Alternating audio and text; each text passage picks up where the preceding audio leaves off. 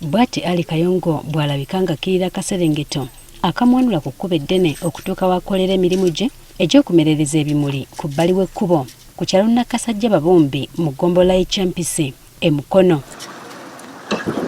Ono yazaalibwa mulamu bulungi era n'asomako okutuuka mu kibiina ekisooka oba P1 kyokka baweza emyaka 6 yagwirwa omusujja ogw'amaanyi ne bamuddusa mu malwaliro ag'enjawulo nga bamugoba anti ng'obulwadde bubuze okutuusa lwe bamusindika mu ddwaliro ekkulu e Mulago. Kuba yali 92 awo ne bazuula nti wano ku mugongo gwange wano nalwala nga amagumba gano sigakyasobola kwewanira ne bannongoosa. Newankubadde abasawo bakola ekisoboka enono yavaayo ng'amaze okulemala ekyennaku nga tasobola dde okweyamba mu kintu kyonna okutuusa abazadde be lwe batandika okumunyiga olwo n'afunamu ageewalula mu ngeri gy'atambulamu kati. Nga n'emikono gino saasobola gikozesa wenti wabula nti nali maze okugongobala Allah agezesa nalinga rediyo nga nsobola okwogera naye nga buli kintu kyonna n'enkuba ne wejja esobola okunkubira mu kifo ekyo. Ne maama wange oyo olw'okutambula yasobola okuntuusaako nensobola okufunamu amaanyi ageesika n'okubaako kyenkola kati. Ng'ayongedde okukakata ono kitaawe yamutwala mu kika kye ekiri ku kyalo kino eky'e Nakasajja ng'atuuseeyo yatandika okukuba amayinja mu kirombe newankubadde nga yakula okulima akwagala nnyo.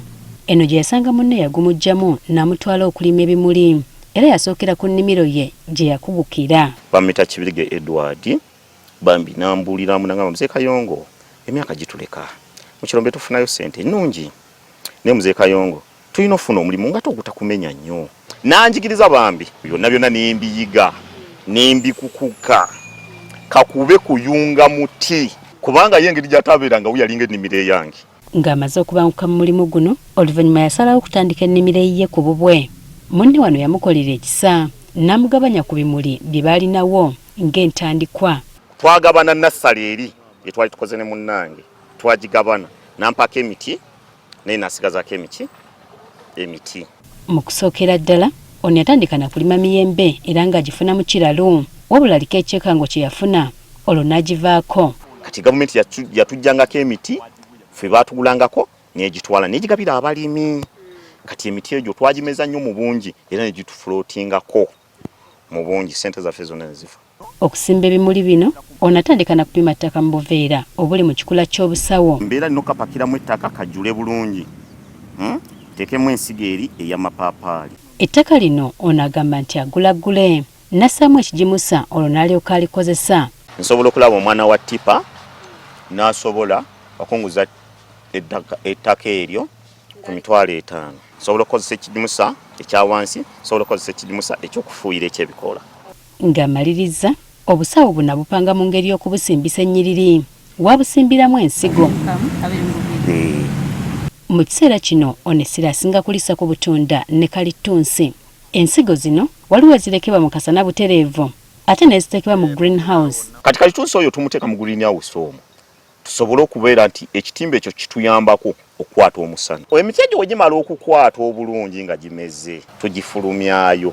Ng'omulimu omulala gwonna ono aliko okusomozebwa kwasanga mu kulima ebimuli. Omulimi ajja nagulako ekintu yaguzeeko katugeze nti omucungwa oba omuyembe oba katunda nayagala nimire ku simu ali Kampala ennimiro eri Mpigi. Kati omuntu oyo nagamba nti bannange abantu abo abameze ebintu ebyo bakyamu so bambi naye teyawadde keya.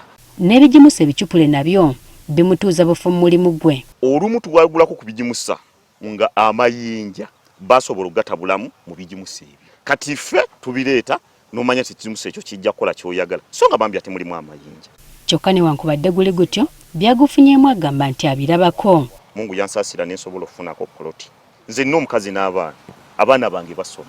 Olw'okuba aliko obulemu ono aliko abantu abalala bakola nabo abamuyambako. Kintu ekyo waliwoko lwe kisobola okuzimbulukuka nga kineetaagisa abantu abo basobola okusasula lejja ne babawo ng'abantu 7.